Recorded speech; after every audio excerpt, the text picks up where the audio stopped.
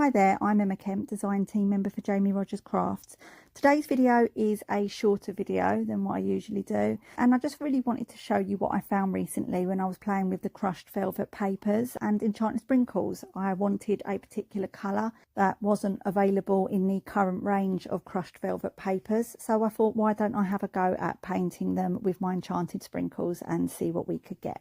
So here I'm just sharing with you the results of that, and some of them were quite interesting. So to begin, there are 10 colours of the crushed velvet papers, starting with dusky pink, rose red, honey, mint mist, moss green, thunder fog, azure blue, denim, antique white and bright white. For the Enchanted Sprinkles we have 12 colours, and that is cherry pop, Christmas red, coral pink, golden yellow, sunshine yellow, spring green, Christmas green, tidal teal, stormy skies, decadent purple, orchid and circuit breaker. So to begin, I'm just coming in with some bright white, and I've cut some of the new daisy blooms dies, and I'm just showing you here that you can shape them quite normally with the crushed velvet papers. They still shape beautifully, and just they're just lovely. The texture, they just look quite realistic compared to normal cardstock. So I'm just reactivating my palette. You may have seen my video where I made the palette. These dry between uses, so I just have to reactivate them with some water.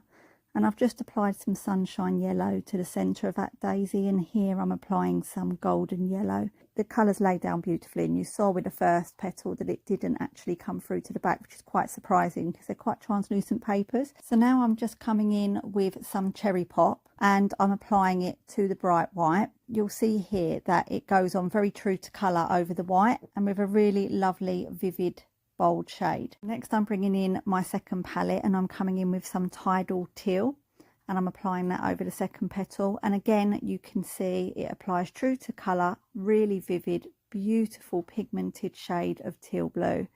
And you'd be able to control this. You could water it down if you wanted a lighter colour, but just look how beautifully that goes on.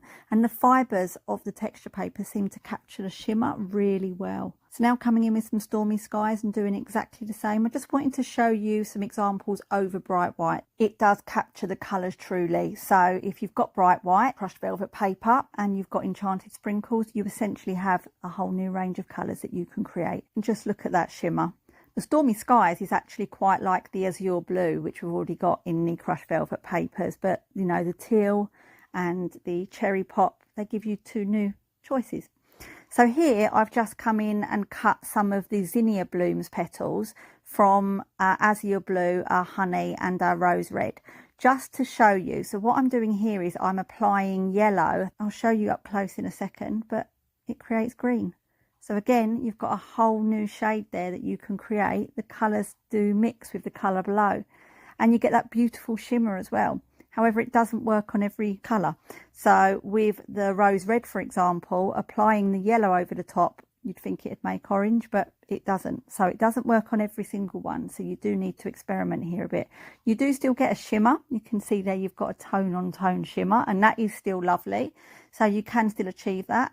I'm just dabbing that off here, and I'm actually going to come in with some blue, stormy skies I think this is, just to see. And I've started quite a concentrated colour, and then I've watered it down a bit just to see if there's a difference.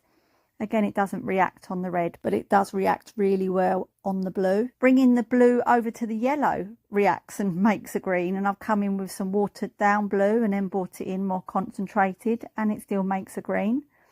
Bringing in some Christmas red over to the yellow, and you get orange. So again, this combination does work. So definitely have a play around, have an experiment, but you've got a whole new range of colours that you can create here. And here I've just tried some decadent purple over the yellow just to see what I get, and it's an interesting effect. You get the purple, but you also get the yellow showing through, but still a really lovely effect. Here you go. These are dry now, and I just wanted to show you these because when they're dry, the shimmer really does stand out. And I just think that because it's textured, those little fibres, the little indentations in the paper, it really captures that mica. So they look really pretty, even if you did tone on tone. So that's the finished video. I hope this has been helpful and will give you some inspiration to try this yourself. And if you did find it helpful, please do let us know. If you're not following Jamie Rodgers Crafts, please do give us a follow if you'd like to stay up to date with all upcoming content. Thank you for watching. Have a great day.